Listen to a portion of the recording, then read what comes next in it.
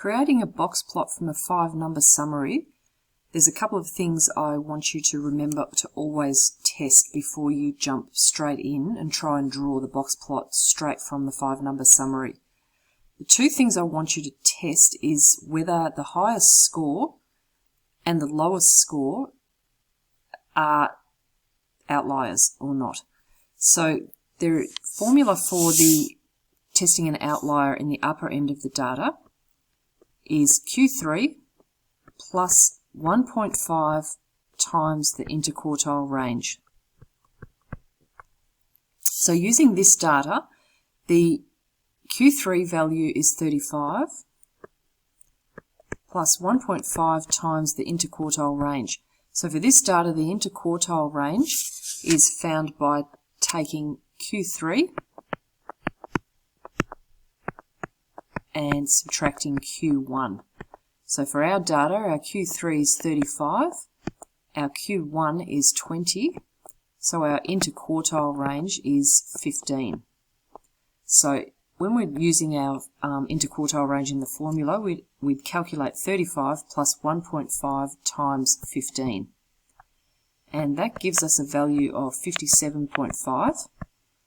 So all that means when I'm testing at this end of the data, that means any piece of data that is greater than 57.5 is considered an outlier. So for our data, our maximum value is 45.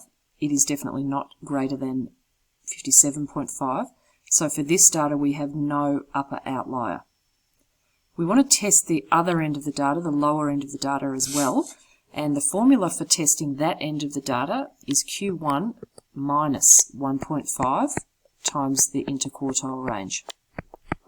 So again, using our data, the lower quarter, the Q1 value is 20, minus 1.5 times the interquartile range, which we calculated was 15. And when I calculate that calculation there, I end up with negative 2.5.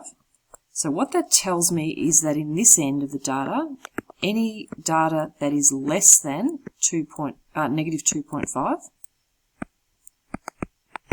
is considered to be an outlier. And obviously 5, our minimum value, is not less than negative 2.5, so we have no lower outlier either. So all that remains now is to draw the box plot, and that would mean our lowest end, our minimum score, is at 5, our Q1 value is 20, our median value is at 30, and our Q3 value is at 35, so that lets me draw the box, and the maximum score is 45, this other end. So my two whiskers then I can join up, and my box plot is complete.